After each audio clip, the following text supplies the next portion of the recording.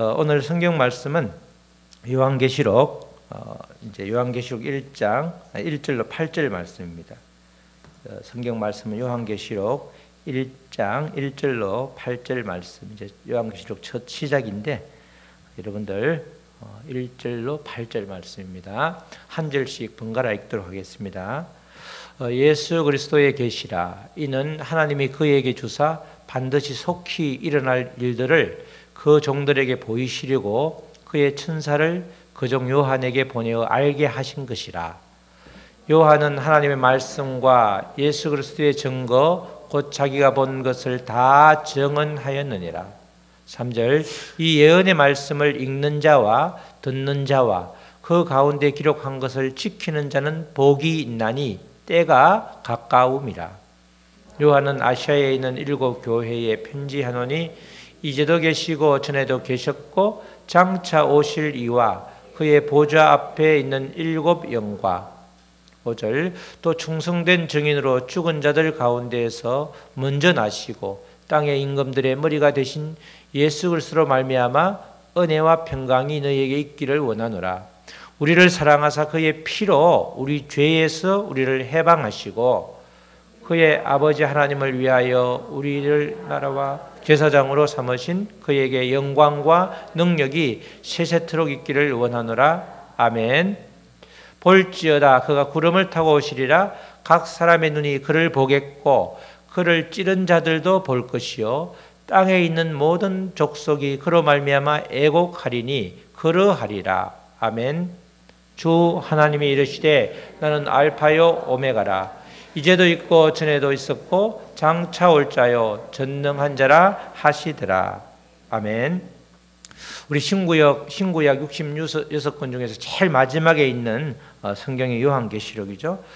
특별히 요한계시록은 다들 지금은 이제 많이 그것이 이렇게 해소됐는데 굉장히 어려운 책이라서 쉽게 설교도 하지 않고 쉽게 접근하기 어려운 그런 내용들로 많이 알려져 있다. 이렇게 많이 인식이 됐습니다. 그래서 대부분 이단들이 요한계시록을 파고 들어와서 우리만 풀 수 있다. 우리에게만 이렇게 해석을 주셨다라고 해서 그렇게 지금도 특별히 신천지에서는 판을 치고 있죠. 신천지 사람이 한번 저희 교회에 한번 왔다가 그다음에 우리 이미자 권사님이 오늘 오신 이미자 권사님이 발견하고 나가게 됐는데 그분 쪽에서 지금도 요한 지파 이래서 한 달에 한두 번씩 편지가 꼭 옵니다. 뭐 뜯어보지도 않고 그냥 버리는데 왜 보내냐고 한번 항의를 했는데도 보냈던데 그렇게 요한 지파 이 말은 요한계시록을 자기들만 열 수 있겠다. 보통 교회에서 알려주지 않는 이런 새로운 내용을 알려준다. 이렇게 해서 이제 접근을 하게 되는 거죠. 그렇게 요한계시록은 다들 잘 이렇게 해석이 어렵다. 그렇게 해서 접근을 하지 않는 게 사실이었습니다. 그러나 분명한 것은 요한계시록이 서기 100년 전후에 오늘 말씀에도 나오지만 아시아에 있는 7 교회에 쓴 편지라는 거죠. 편지. 자, 우리가 아시아 그러면 항상 우리가 모를 때는 우리가 살고 있는 곳인 것 같은데 아시아는 원래 무슨 뜻이죠? 아데네의 정동 쪽에 있는 곳이다. 우리로 말하면 우리나라로 말하면 서울에서 정동 쪽에 있는 곳이 어디예요? 동해안에 정동진이잖아요. 그 우리나라의 정동진에 해당되는 게 아테네에서 볼 때는 아시아의 아시아. 그림을 보면 나오죠? 여기 보이나요? 여기 아시아 글자가 여기가 아시아. 이 전체를 터키를 소아시아라고 그러는데 특별히 요 서쪽 부분 집중된 요 부분을 아시아. 요 위에 무시아, 그죠? 마게도냐, 아가야, 무슨 이야는 요새로 말하면 경기도, 충청도 무슨 더 큰 행정구역이라고 그랬죠. 여기가 갈라디아, 바두니아, 갑바도기아, 이렇게 길리기아, 이렇게 밤빌리아 이렇게 쭉 나오는데 요 부분이 아시아인데 요 앞에 있는 해안가에 있는 요 7 교회가 이제 아시아에 있는 7 교회다 이렇게 말하죠. 요한은 여기 밤모섬 요 바로 앞에 있는 요 밤모섬이라는 요곳에 지금 유배를 가서 기록을 하고 있는데 요 아시아에 있는 7 교회에서 쓴 7 교회를 위해서 쓴 편지가 바로 요한계시록이라는 겁니다. 자, 여러분들 편지가 편지라는 형식을 취했다는 것은 그 당시에 사람들이 그죠? 그 내용을 알 수 있어야 되는 거죠. 알 수 없는 그림 문자를 편지로 쓸 수는 없잖아요. 여러분들 편지 요새는 별로 안 쓰잖아요. 메일을 쓰고 그러는데 옛날에 편지를 쓸 때는 아버님 전상서 뭐 이렇게 쓰잖아요. 그러면서 내용을 우리 받는 아버지가 받는 상대방이 알아들을 수 있는 내용을 쓰는 게 편지지, 알아들을 수 없는 내용을 쓰는 것은 편지가 아니잖아요. 아무도 해석할 수 없는 것은 그건 편지가 전혀 아닌 셈이죠. 이렇게 편지라는 형식을 취했다는 것, 7교회에 편지를 썼다는 것은 그 내용을 아무도 알 수 없는 그런 내용이 아니라 모두가 다 알 수 있는 내용이다. 이렇게 우리가 짐작을 할 수 있고 또 그렇게 우리가 판단을 할 수 있는 것입니다. 사도 요한이 밤모섬이라고 하는 곳, 그곳에 유배를 갔었는데 거기서 예수님께서 보여주신 것들을 지면에 옮겨서 편지 형태로 이제 기록한 것입니다. 그래서 이 요한계시록은 편지이면서 동시에 하나님의 말씀을 대신 전하는 대언자, 그죠? 대언이죠. 우리 구약 성경에서 하나님의 말씀을 내 말이 아니라 하나님의 말씀을 대신 전하는 사람을 뭐라고 그래요? 선지자 이렇게 말하잖아요. 마찬가지로 사도 요한도 예수님께서 보여주신 계시, 예수님의 말씀을 대신 전하는 거기 때문에 요한계시록은 이런 의미에서 예언, 예자는 미리 예자가 아니고 맡길 예자, 맡긴 말씀을 맡겨서 전하도록 한 그 예언에 해당되는 겁니다.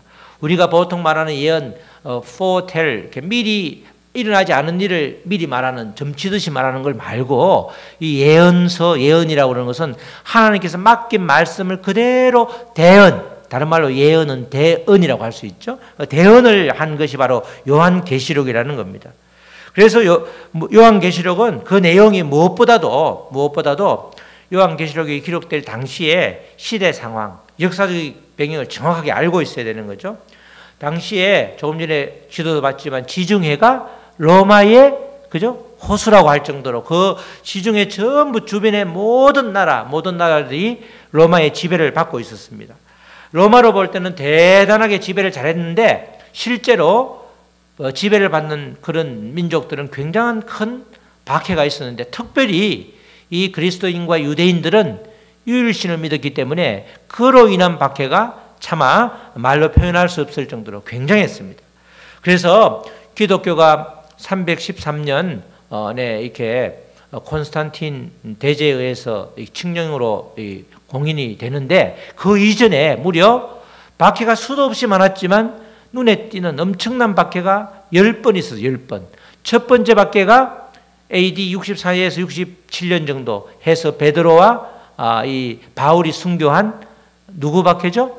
전부 로마 전체가 불이 타서 그 불탄 원인을 그리스도인들에게 뒤집어 씌운 네로의 박해였고 두 번째 박해가 지금 일어난 도미티아누스 황제 때 AD로 말하면 90에서 96년 그 사이 100년 전후에서 일어난 일이었는데 이때 엄청난 박해가 있었습니다.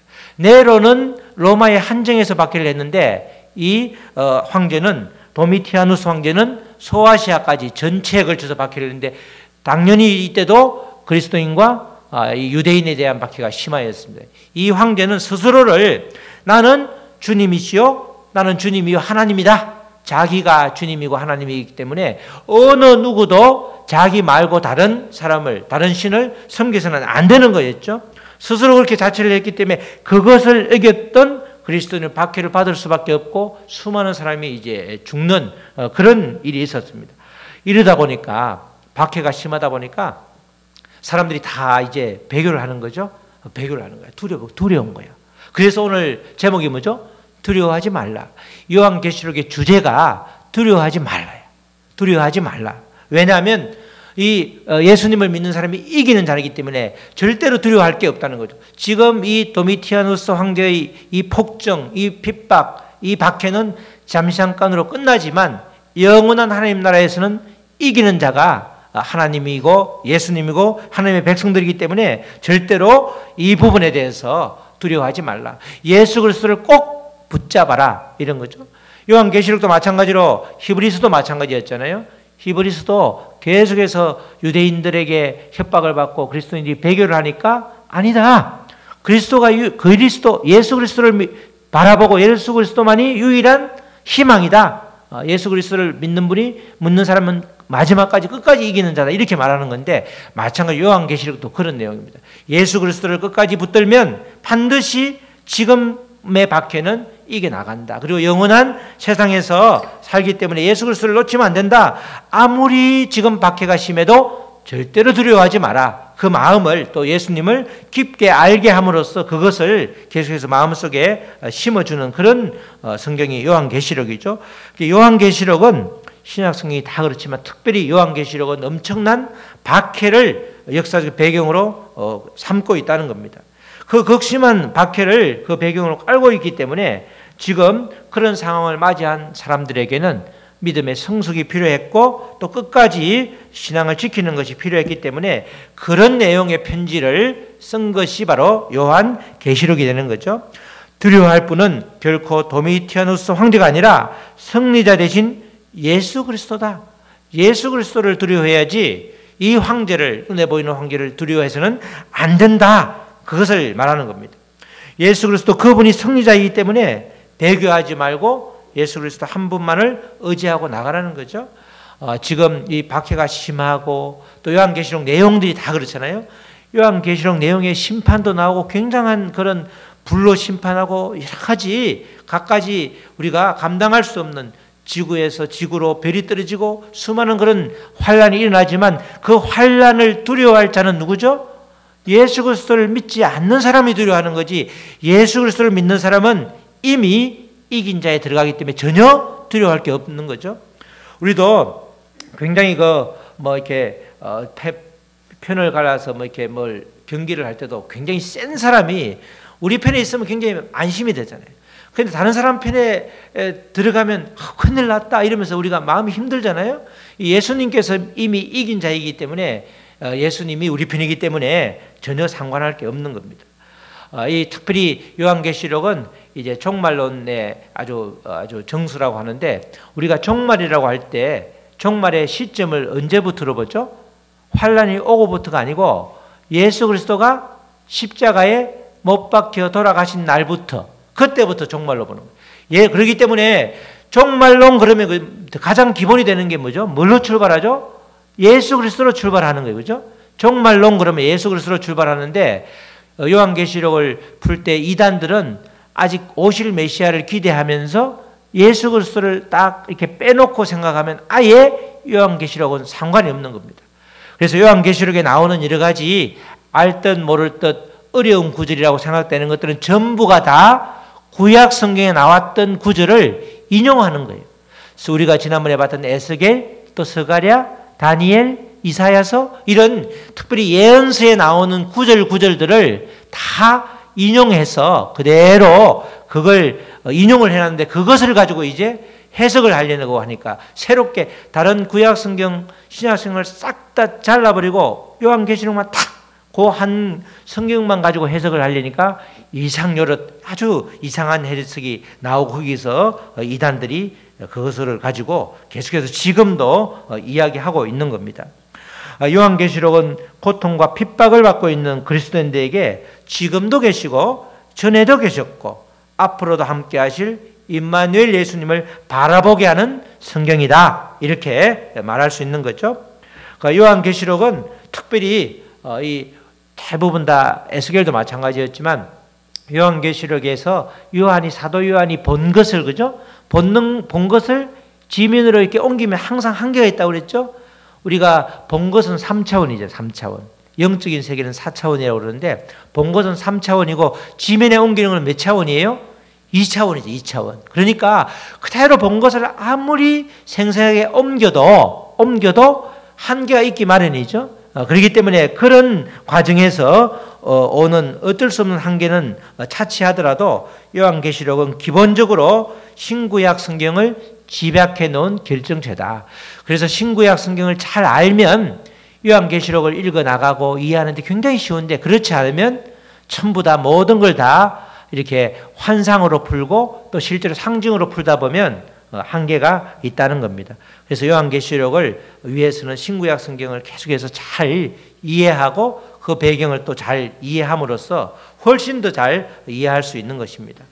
그래서 요한계시록에 등장하는 많은 구절들, 이전에 듣도 못한 구절이 아니라 다 구약 성경에 나와 있는 구절이기 때문에 그 구절들을 다시금 구약 성경에 가보면 이러이러한 내용이었구나. 그래서 여기서도 이렇게 인용하고 있구나. 그것을 이제 연결지어서 해석을 하면 훨씬 더 우리가 이해가 잘 되는데, 그렇지 않으면 딱 요한계시록만 떼서 이해를 하면 뭔지 모르겠고 굉장히 어렵고 두려운 책이라는 거죠.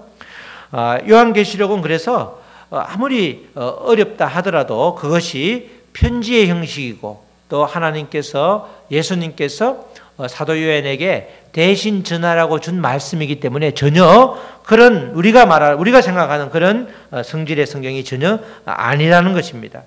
특별히 이 신천지가 요한계시록을 자기에게만, 특히 이만희에게만 풀어주었다는 것을 말하는 근거가 되는 구절이 요한복음 16장 12절입니다.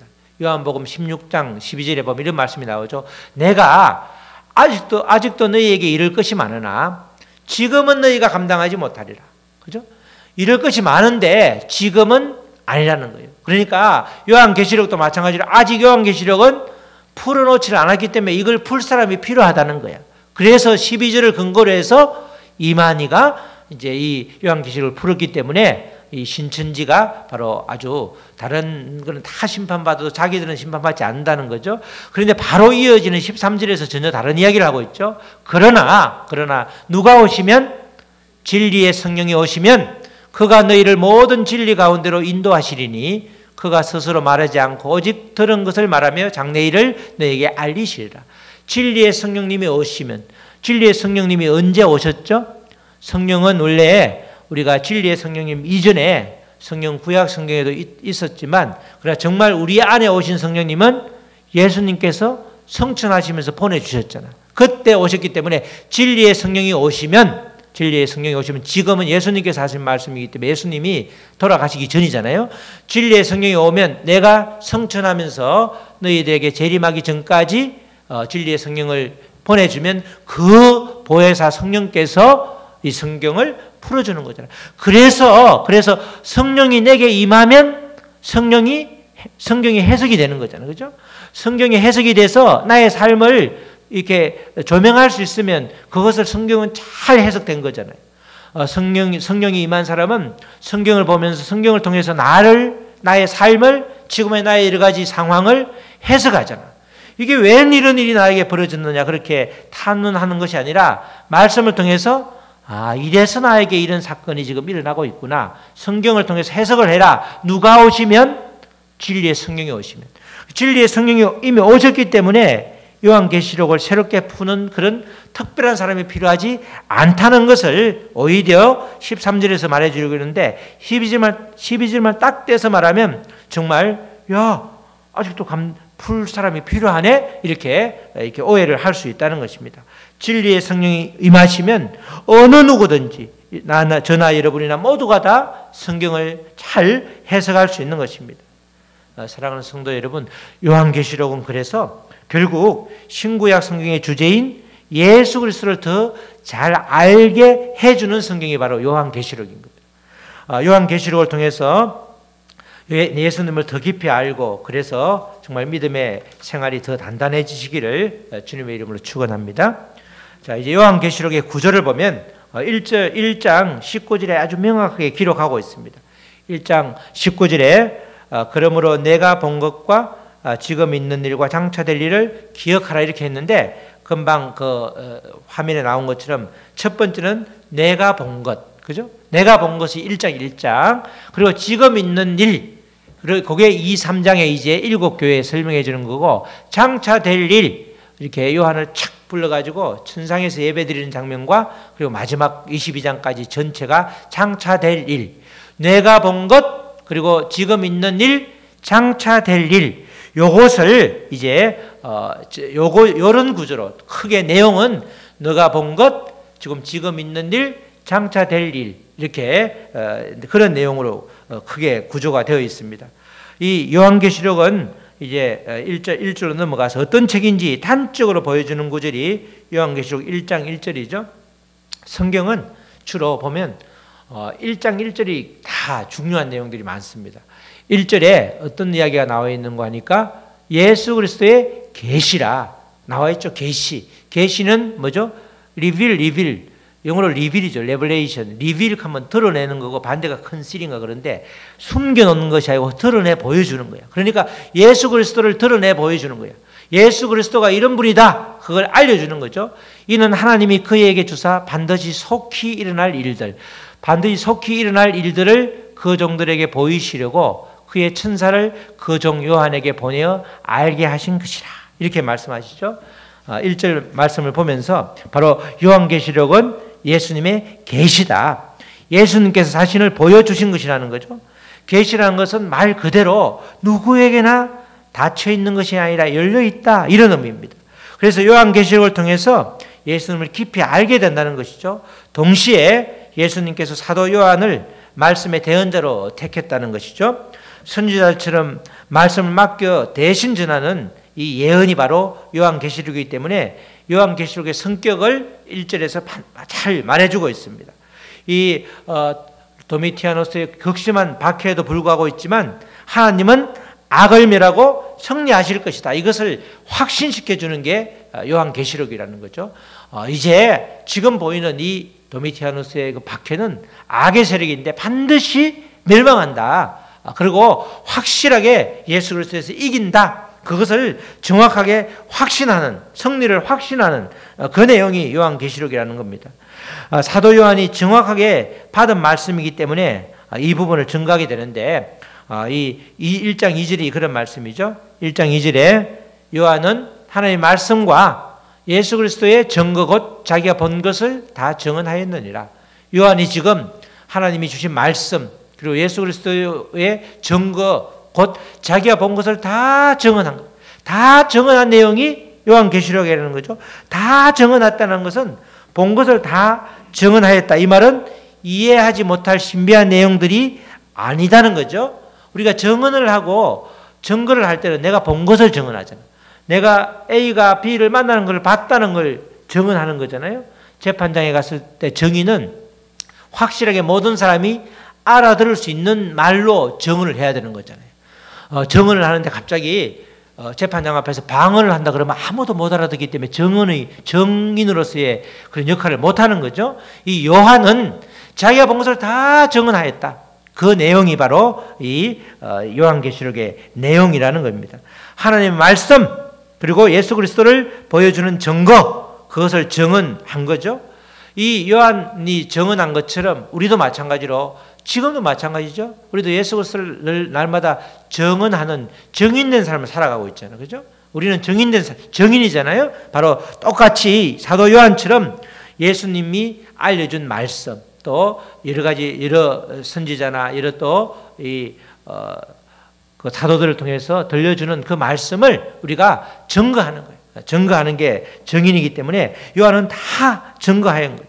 결국 요한이 증언한 것은 예수 그리스도죠. 그래서 신구약 성경은 전부 다 예수 그리스도에 대한 이야기입니다. 이 요한계시록도 주제가 이 핵심적인 주인공이 예수 그리스도잖아.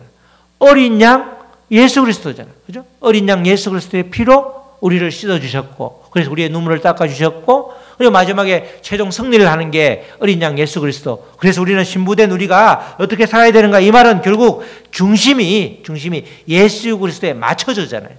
그래서 요한이 증언한 것도 다 예수 그리스도예요. 성경 어디를 물어봐도 이 내용이 무엇이냐라고 하면 잘 모르면 뭐라고 그러면 돼요? 예수 그리스도죠. 신구약 다. 구약은 오실 예수 그리스도. 그죠? 신약은 사대복음서는 지금 오신 예수 그리스도고, 그리고 요한계시록을 포함해서 또 다른 책들은 다시 오실 그리스도, 예수님이잖아요. 그러니까 예수님에 대한 책이니까 결국 요한이 증언한 것도 예수 그리스도예요. 그러니까 예수 그리스도를 붙잡고 있으면 아무리 다른 성경의 구절이 난해 보여도 그것을 가장 중심적인 것을 이렇게 주제를 잡고 있으면 되는 거예요. 그것까지는 이렇게 앞뒤가 안 맞아도 놓칠 수도 있는 거예요. 정확하게 우리가 100% 탁탁탁 이렇게 아구를 맞출 수는 없단 말이죠. 그렇지만 큰 주제를, 핵심적인 주제를 잡고 가면 나머지는 그에 따라오는 거기 때문에 큰 주제를 중심으로 핵심을 중심으로 우리가 이해를 하면 오해가 없게 되는 거죠. 사도 요한이 증언한 말씀은 누구나 읽고 듣고 지킬 수 있는 구체적인 것이었습니다. 그래서 요한계시록 1장 3절에 이렇게 말씀하시죠. 이어 이 예언의 말씀을 읽는 자, 원문에는 읽는 자는 단수예요, 단수. 읽는 자와 듣는 자는 복수. 그 가운데 기록한 것을 지키는 자도 복수. 복이 나니 때가 가까움이라. 이 말은 이 예언의 말씀을 읽는 자가 한 사람이고 듣는 사람과 지키는 사람이 많단 말은 이 말씀을 어디에서도 읽었다는 거죠? 회당에서도, 유대인 회당 또는 여러 사람이 있는 데서 읽는 사람이 둘이는 안 읽잖아요. 동시에 그때는 두루마리 책에 거의 한 권이 있다시피 하니까 옛날에 종교계획한 루트도 그 대학에 딱 한 권 있고 이러니까 대학 도서관에 한 사람이 읽지 두 사람이 읽지는 번갈아 읽어도 한 사람만 읽잖아요. 읽는 사람 한 사람, 그리고 듣는 자들, 그리고 지키는 자들, 이렇게 되어 있는 걸로 이렇게 되어 있는데, 원문은 이 예언의 말씀을 읽는 자, 듣는 자, 그 가운데 기록한 것을 지키는 자는 복이 있나니 때가 가까움이라, 이렇게 말씀을 하고 있습니다. 바로 이 말씀을 통해서 믿음의 사람들이 다 듣고 이해할 수 있는 수준이 바로 요한계시록이다, 이렇게 말할 수 있는 거죠. 구약 성경의 선지자처럼, 선지서 또 예언서처럼 하나님의 말씀을 대신 전한 말씀이 바로 요한계시록인데, 이 말씀을 지키는 자들이 복되다, 이렇게 말하죠. 우리 마치 팔복에 나오는 것처럼 말씀을 그래서 우리가 복된 사람은 말씀을 듣고 지키는 자, 그분들이 복된 사람이라는 거예요. 왜 나는 예수를 믿어도 이렇게 복이 없나? 자꾸 우리가 눈에 보이는 물질적인 복, 그죠? 자녀가 잘 되는 복, 세상적인 기준에서의 복을 콱 머릿속에 넣어놓고 있으니까 뭔가 복이라는 것을 그렇게 편협되게 생각하지, 성경에서는 복을 그렇게 말 안 하죠? 여기서도 말씀을 잘 듣고 지키는 자가 복된 자라, 이렇게 말하는 거예요. 여러분들 모두 복된 사람이 되기를 축복합니다. 종말의 때가 가까울수록 더욱더 말씀을 의지해야 된다는 것입니다. 종말은 예수님께서 이 땅에 오셔서 십자가 죽음 이후가 종말이기 때문에, 그리고 예수님이 다시 오시는 재림까지가 종말이기 때문에 지금 우리도 종말의 때에 살고 있고, 이 바로 요한계시록 당시에 1세기 때에 그리스도인도 종말의 때에 살고 있는 거죠. 종말의 때라는 게 아주 막 완전히 모든 것이 멸망해서 막 주변 사람이 다 죽어가는 때가 종말이 아니라 지금도 종말의 때이기 때문에 종말의 때일수록 예수님이 재림할 때까지는 말씀을 꼭 붙들고 그렇게 우리가 살아야 된다는 것입니다. 이렇게 사도 요한이 받은 말씀을 당시 아시아의 대표적인 7교회에 편지를 했죠. 7교회. 성경에서 7이라는 말은 완전수죠. 그래서 7교회지만 실제로 지금 말로 바꾸면 무슨 교회예요? 모든 교회. 7영은 온전한 영이기 때문에 성령, 이렇게 말할 수 있는 거죠. 자, 1절, 4절에서 6절 말씀 제가 한번 읽겠습니다. 다시 한번. 요한은 아시아에 있는 7교회, 지금으로 말한 모든 교회에 편지하노니 이제도 계시고 전에도 계셨고 장차 오실 이와 그의 보좌 앞에 있는 7영과 또 충성된 증인으로 죽은 자들 가운데에서 먼저 나시고 땅의 임금들의 머리가 되신 예수 그리스도로 말미암아 은혜와 평강이 너희에게 있기를 원하노라. 우리를 사랑하사 그의 피로 우리 죄에서 우리를 해방하시고 그의 아버지 하나님을 위하여 우리를 나라와 제사장으로 삼으신 그에게 영광과 능력이 세세토록 있기를 원하노라.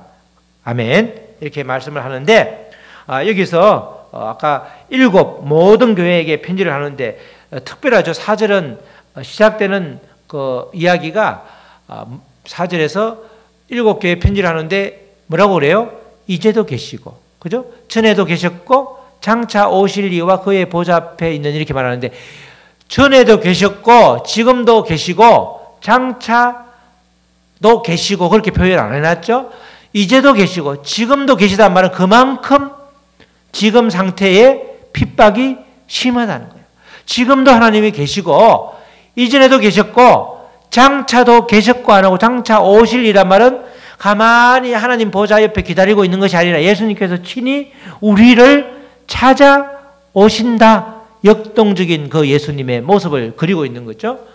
이제도 계시고 전에도 계셨고 장차 오실 이, 이렇게 아주 명확하게 표현을 해놓은 것은 이제도 계셨고, 이 말은 바로 지금 핍박에서 두려워 떨고 있는 믿음의 사람들에게 지금 하나님이 함께 계시다, 지금 예수님께서 함께 계시다, 그걸 강조하고 있는 거죠. 그래서 그런 두려워하고 있는 자들에게, 두려워하고 있는 그리스도인들에게 5절에 은혜와 평강을 주시는 거예요. 우리에게는 은혜와 평강을 주시고, 하나님께서는 6절에서 영광과 능력이 있으신 분이고, 그 능력과 영광과 능력의 그 하나님께서 바로 우리들에게, 또 두려워 떨고 있는 자들에게, 핍박을 받고 환난을 당하는 사람들에게 은혜와 평강을 주신다는 거예요. 그러니까 두려워하지 말라는 거죠. 두려워하지 말라는 거예요. 그 당시에는 그렇게 다 예수님을 전하다가 그렇게 순교하는 것을 굉장한 큰 자랑으로 생각했다고 그러잖아요. 바울이 정말 잡혀서 정말 죽는 걸 원했지, 그렇게, 그래서 베드로도 마찬가지지만 그 성도들이 기도할 때 그분들을 살려주세요 기도한 것이 아니라 어떻게 기도했다고요? 실제로는 그 잡혀서 영광스럽게 하나님께 가시도록 기도를 했는데 그분이 살아서 돌아오니까 깜짝 놀라잖아. 그걸 우리가 믿음이 없다는 것은 그분이, 베드로가 살아오기를 기도하였다면 온 사람 보고 믿음이 없다고 말할 수 있는데, 전혀 살아오라고 기도한 것이 아니라 정말 주님을 전하면서 영광스럽게 주님 곁으로 가라고 기도를 했는데 오니까 당황할 수밖에 없잖아. 그죠? 그렇게 우리가 보면 전혀 다르게 해석이 되는 거죠. 그런데 이 당시에는 그렇게 순교를 오히려 굉장히 큰 영광으로 생각했는데, 순교를 하면 좋은데 배교를 하니까 두려워서, 순교는 두려워하지 않고 담대하게 나가는 거잖아요. 죽으면서도 은혜와 평강을 누리는 게 순교 아니에요? 그런데 그렇지 않은 사람들, 배교하면서 신발을 벗은 채로 도망가는 그 사람들을 향해서 은혜와 평강이 있다, 두려워하지 말라, 승리자는 예수 그리스도다, 예수 그리스도가 반드시 지켜주신다, 반드시 예수님 품에 결국은 우리가 가게 되는데 영광스럽게 가게 된다, 그 이야기를 이제 하는 겁니다. 전에도 이제도 장차가 정말 그 순서대로 이제도 계시다는 것 계속해서 강조를 하고 있잖아요. 믿음의 사람들은 바로 이 지금 계시는 그 하나님을 붙들고 살 때에 온전하게 살아갈 수가 있는 것입니다. 4절에 이제도 계시고 전에도 계시고 장차 오실리, 그렇게 말씀하시는 것을 잘 마음에 새기시면서 정말 은혜와 평강을 누리는 저와 여러분 되시기를 축원합니다. 전능하신 하나님께서 끝까지 지켜주시기 때문에 아무리 박해가 심할지라도 넘어지지 않는다는 겁니다.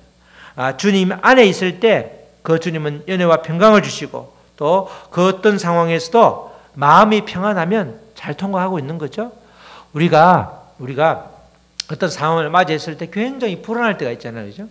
우리가 잠언에서 나오지만 이 믿음의 사람, 의인에게는 그 원하는 것이 이루어지지만 악인에게는 두려워하는 것이 임하잖아. 똑같은 상황을 맞이해서 어떤 사람은 굉장히 두려워하고 어떤 사람은 평안이 임하잖아요.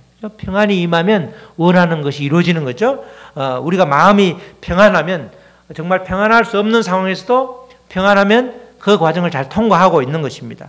모든 상황이 주님의 은혜로 고백되어지고 있으면 우리는 온전히 주님과 지금 함께 있는 것이고, 바로 온전히 또 예수님을 증거하는 삶을 살고 있는 것입니다. 정말 큰 환난이나 고통을 당하고도 전혀 흔들림이 없는 믿음이 있는 사람들을 보면서 사람들이 예수님을 믿잖아요, 그죠?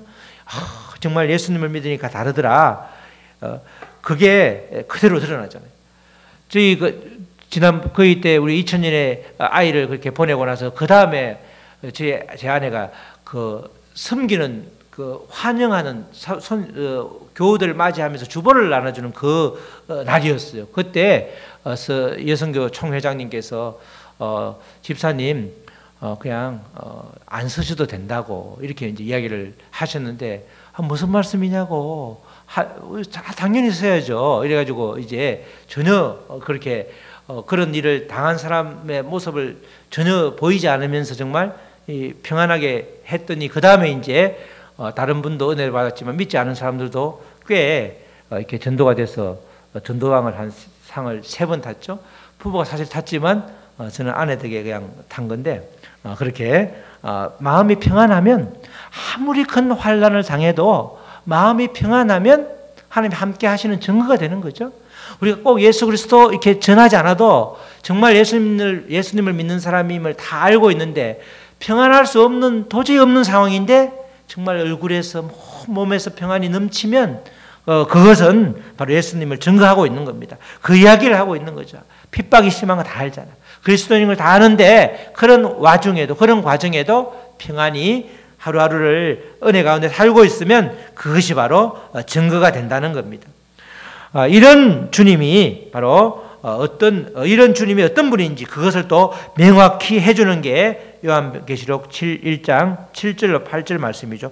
계속해서 군데군데 아주 핵심적인 위치에는 꼭 예수님이 어떤 분인지 구약 성경에는 하나님이 어떤 분인지를 계속해서 드러내 보여주죠. 우리가 한 번 말하고 지나가면 잊어버릴 수 있으니까 중간중간에 계속 확인을 시켜주는 겁니다. 7절에 볼지어다 그가 구름 타고 오시리라. 각 사람의 눈이 그를 보겠고 그를 찌른 자들도 볼 것이요 땅에 있는 모든 족속이 그로 말미암아 애곡하리니 그러하리라. 아멘. 7절도 가만히 보면 여러분들 국어를 조금 알면 앞뒤 말이 조금 틀리는 말이죠. 볼지어다 그가 구름을 타고 오시리라. 각 사람의 눈이 그를 보겠고 그를 찌른 자들도 볼 것이요 땅에 있는 모든 족속들이 그로 말미암아 왜 애곡하죠? 기뻐해야 되는 일 아니에요? 예수님이 오시는데 그죠? 앞뒤가 하여튼 일단 현재로는 구름 타고 오시리라 그러면서 애곡하는 거. 구름 타고 오시는 거하고 애곡하는 거하고 약간 뭐가 이렇게 앞뒤가 안 맞는 말이죠. 자, 그리고 8절 주 하나님이 이르시되 나는 알파요 오메가요. 이제도 있고 또 그러죠. 전에도 있었고 이제도 있고 전에도 있었고 장차 올 자요. 전능한 자라 하시더라. 이 주님이 이렇게 이런 분이라는 거죠. 전에도 이제도 전에도 장차 오시는데 전능하신 분이에요. 전능하기 때문에 못할 게 없다는 거죠. 자, 7절에서 구름을 타고 온다. 이게 이제 또 신천지가 그렇게 아주 애용하는 구절이에요. 구름을 타고 온다. 구름을 타고 온다. 구름을 타고 온다. 이 구름을 타고 온다는 것을 이제 예수님이 그냥 육신을 입고 오지 않고 영적으로 온다 이렇게 말하는 거예요. 초대 교회에서 가장 이단으로 취급되던 중에 한 사람이 한 부류가 영주주의. 예수님은 영은 있고 육이 없는 분이야. 그래서 이 예수 믿는 사람도 육은 마음대로 써도 돼. 왜냐하면 영만 중요하니까. 영과 육을 완전히 구분해가지고 완전히 영만 강조하는데 그것이 바로 영주주의인데 그것을 반영한 해석을 이제 하고 있습니다. 그러니까 영적인 임재. 예수님은 영으로 오시는데 바로 구름을 타고 오신다. 이 말을 그렇게 이제 해석을 하는 거죠. 근데 사실은 이 구름을 타고 온다는 구절이 다니엘서 7장 13절에서 인용한 거죠. 13절에 보면 이런 말, 다니엘서에 이런 말이 나오죠. 내가 또 밤 환상 중에 보니 누가 에스겔이 환상을 보니까 인자 같은 이가 누구죠? 예수님께서 하늘 구름을 타고 와서 옛적부터 항상 계신 이에게 옛적부터 항상 계신 이는 누구예요? 하나님 앞에 하나님에게 나아가 그 앞으로 인도되며 그러니까 하늘 구름을 타고 온다는 말이 실제로는 누구 앞에 가는 거예요? 예수님이 하나님 앞에 가는 거야. 그러니까 지금 구름을 타고 온다고 하지만 실제로는 아까 그걸 하나님 앞에 가니까 지금 당장 못 보니까 애곡해야지. 어떻게 하나님의 성천을 말하고 있는 구절이라는 거예요. 하나님이 성천하시는 표현을 구름을 타고 온다는데 그게 왜 그렇게 해석을 할 수 있느냐? 다니엘 7장 13절 말씀을 그대로 인용하기 때문에 요때 요 뒤에 있는 내용에 이제 다니엘서 7장 그 뒤에 보면 실제 가서 예수님께서 하나님 나라를 받는 장면이 나오거든요.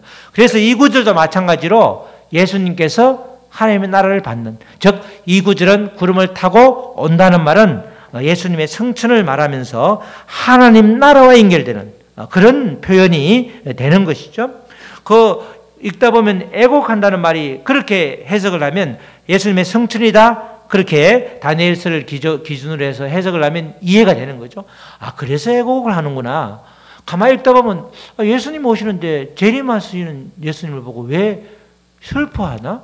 모든 족속이라고 그랬는데 믿는 사람은 포함해서 모든 족속, 땅에 있는 모든 족속인데 믿는 사람은 그러면 이렇게 이제 할 수 있는데 요 말 자체가 일단은 정확하게 다니엘서 7장 13절 그대로 옮겨 놓은 거기 때문에 그 다니엘서는 그걸 성천을 이야기하고 있기 때문에 성천이다 이렇게 이제 해석이 되는 것이죠. 그러면 이제 8절하고도 이렇게 연결이 되는 거죠. 성천하신 예수님이 하나님 앞에 섰을 때 하나님이 하신 말씀이에요.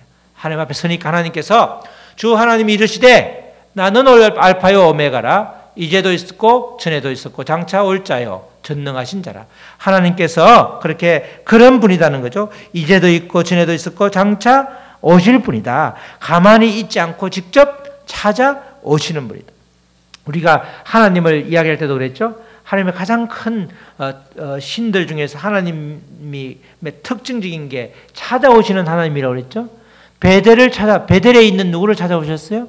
그 돌베개를 베고 정말 공황 상태에 있는 야곱을 찾아오셨잖아. 하나님께서는 계속해서 야곱을 찾아오시죠. 외삼촌 집에서 라반하고 있을 때도 이제 떠나라고 또 찾아오시잖아. 계속해서 찾아오시는 거예요. 아브라함에게도 마찬가지고 찾아오시는 하나님, 그 찾아오시는 하나님이 지금도 요한계시록에도 마찬가지로 찾아오신다는 거예요. 이제도 있었고 전에도 있었고 장차 가만히 있지 않고 직접 찾아오시는 그 하나님이기 때문에 두려워하지 말라는 거예요. 로마 황제가 주인이 아니고 주님이 아니고 하나님이 아니죠. 믿음을 굳게 지키고 예수 그리스도를 붙잡으면 이 과정을 통과하게 된다는 겁니다. 사랑하는 성도 여러분, 우리가 요한계시록은 결국 이기는 자에게는 조금도 두려워할 필요가 없음을 알려주는 성경입니다. 마지막 종말의 때에 심판을 받는 자는 이기는 자가 아니죠. 하나님 편에 서 있지 않은 자들입니다. 눈앞에 박혀로 인하여 배교하는 자들이 바로 심판을 받게 되는 것입니다. 하나님은 지금도 함께 하시지만 앞으로도 영원히 우리와 함께 하시기 때문에 어떤 상황에도 하나님이 함께 하심이 믿어지면 두려워할 필요가 없는 것이죠. 불안, 염려를 우리가 할 필요가 없는 것입니다. 우리에게 친히 오시는 분이기 때문에 더더욱 두려워하지 말라 계속해서 당부를 하고 있습니다. 믿음을 굳게 지키고 왕 대신 주님을 붙들 때 우리는 날마다 승리할 수 있는 것입니다. 이미 예수 그리스도가 이긴 자, 승리하신 분이기 때문에 그분을 의지하면 우리도 덩달아서 이기는 자로 살 수 있는 것입니다. 아무리 지금 현재가 힘들지라도 그 가운데서 임마누엘 주님이 계시기 때문에 이기는 자가 되라. 두려워하지 말라는 것이죠. 이 약속의 말씀을 굳게 붙잡고 사는 것이 충성된 정인으로 두려움 없이 마지막 때를 잘 사는 것입니다. 우리 모두 하나님의 정인으로서 마지막 때를 임마누엘 주님을 의지하면서 날마다 승리하는 이기는 자로 사시기를 주님의 이름으로 축원합니다. 아멘. 우리 찬양하시고 말씀 붙들고 기도하시겠습니다. 우리가 삶을 살다 보면 이 갑작스럽게 우리에게 부닥치는 이런 상황들 때문에 두려워할 때가 있습니다. 또 아버지 삶의 한가운데 나 혼자만 덩그러이 있는 것 같은 그런 아버지 외로움도 있습니다. 그러나 하나님께서는 요한계시록에 나오는 말씀처럼 정말 그렇게 엄청난 박해에도 불구하고 그 가운데서도 두려워하지 말라고 하는 것은 언제나 함께 하시겠다는 약속을 해주신 것입니다. 하나님, 우리도 어떤 상황을 맞이했을 때 아버지 주님이 나와 함께 하심에 아버지 일도 두려워하지 않도록 우리를 지켜주시옵소서. 담대한 마음을 주시옵소서. 끝까지 이기는 자로 승리하게 하여 주시옵소서. 우리 다 같이 잠시 손을 내어 기도하시겠습니다. 하나님 아버지 감사합니다. 하나님 아버지 감사합니다. 정말 요한계시록 1장부터 22장까지 아버지 이제 보게 될 텐데 주님께서 아버지 말씀을 통해서 아버지 그 당시에 1세기에 아버지 그리스도인들에게 두려워하지 말라. 아버지 목숨이 풍전당화와 같았지만 아버지 목숨을 아버지 구걸하지 말라. 두려워하지 말라라고 아버지 분명하게 말씀을 하십니다. 하나님 우리도 마찬가지입니다. 우리도 어떤 상황 아버지 여러 가지 핍박 아버지 수많은 아버지 그런 여러 가지 일들이 있다 할지라도 아버지 뭐가 큰 일이 벌어질 것 같아도 큰 일은 절대로 주님이 함께 하시면 아버지 벌어지지도 않을 뿐만 아니라 우리가 모두 다 이겨나갈 수 있는 그런 일들입니다. 하나님 우리에게 이길 힘을 주시고 아버지 그리하여 언제나 주 안에서 은혜와 평강을 아버지 함께 주셔서 우리가 이 땅을 살아갈 때에 주님이 함께 하심에 그 어떤 일도 두려워하지 않도록 주여 도와주시옵소서. 하나님 아버지 감사합니다. 두려움은 곧 형별이라고 하였습니다. 아버지 우리가 온전히 주님을 의지하며 주님이 우리와 함께 하심에 주님이 우리와 영원히 함께 하심에 어떤 상황에서도 두려워하지 않고 담대하게 나아갈 수 있도록 주여 도와주시옵소서. 이미 이긴 싸움을 아버지 싸우고 있는 우리들입니다. 아버지 어떤 악한 세력이 있다 할지라도 이미 승리자인 예수 그리스도님을 의지하기 때문에 아버지 우리도 승리자가 아버지 되었음을 선포하며 아버지 힘차게 나아갈 수 있도록 주여 도와주시옵소서. 감사하며 모든 말씀 예수 그리스도의 이름으로 기도드렸습니다. 아멘.